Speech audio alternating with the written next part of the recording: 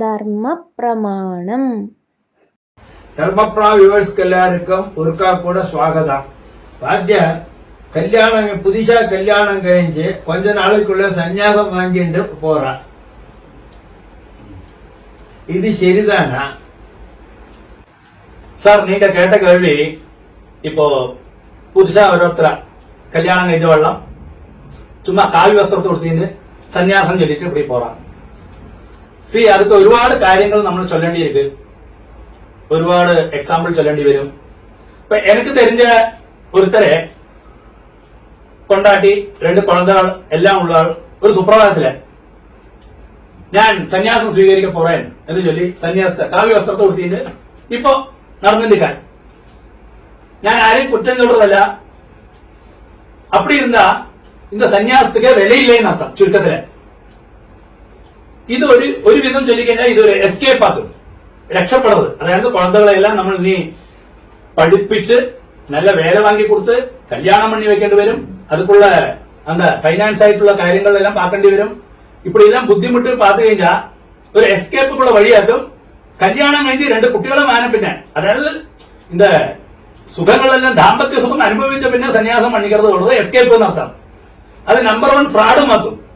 അപ്പൊ അതിലൊന്നും ഒരു വിശ്വാസമില്ല. ഇന്നിട്ട് പോയി അപ്പടി ഇരുന്ന ഞാൻ சொல்றது என்ன കഴിഞ്ഞാൽ ഇപ്പൊ ശൃംഗേരി സ്വാമികൾ ബ്രഹ്മചര്യത്തിലെ என்னவா சன்னியாசம் സ്വീകരിച്ചിരിക്ക.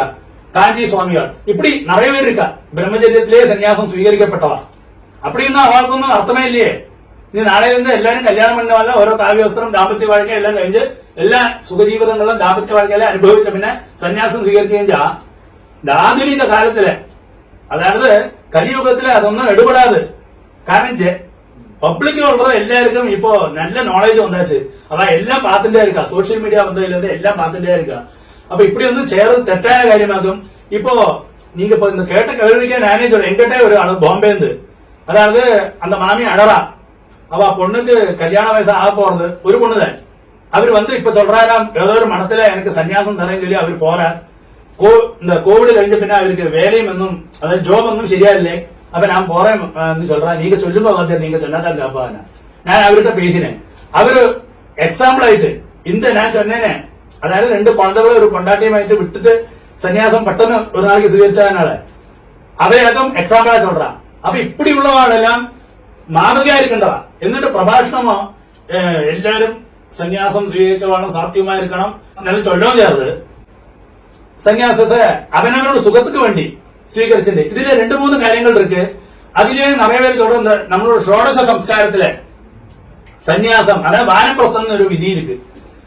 ഗർഭാധാരണം, പുംസവാനം, സീമന്തം அப்படி சொல்லி അന്ത്യേഷ്ടി ചൊല്ലി വാനപ്രസ്ഥം എന്നൊരു വിധി ഇருக்கு. അതായത് இந்த സന്യാസം സ്വീകരിച്ചതിന് അനുകൂലിക്കപ്പെട്ടതാ ചൊല്ലുന്ന കാര്യം. அப்படி இருக்கே വാദ്യാർ നമ്മൾ ഷോഡശ സംസ്കാരം ഇരിക്കേ അതിൽ ചൊല്ലിക്കേ അന്ത വാനപ്രസ്ഥം ഇപ്പൊ ചൊല്ലലേ. അതായത് 2 കുഴന്തകളെയും കൊണ്ടാട്ടിയും വിട്ടുന്ന ഉടനെ കല്യാണം കഴിഞ്ഞ പിന്നെ இந்த സന്ദർഭത്തിൽ അന്ത വാനപ്രസ്ഥം ചൊല്ലലേ. പ്രപുത്രശാന്തി, അതായത് പേരനുക്ക് പുത്രം പുറത്തു കഴിഞ്ഞാ അവൾ എല്ലാരും സെറ്റിൽ ആയി കഴിഞ്ഞാൽ ഇവനക്ക് അന്ത സമയത്തില്, അതായത് ശതാഭിഷേകം കഴിഞ്ഞ പിന്നെ இந்த വാനപ്രസ്ഥം സ്വീകരിക്കണം. അപ്പോഴും എന്നെ சொல்றாൻ എല്ലാതും ത്യജിക്കണം ചൊല്ലാൻ.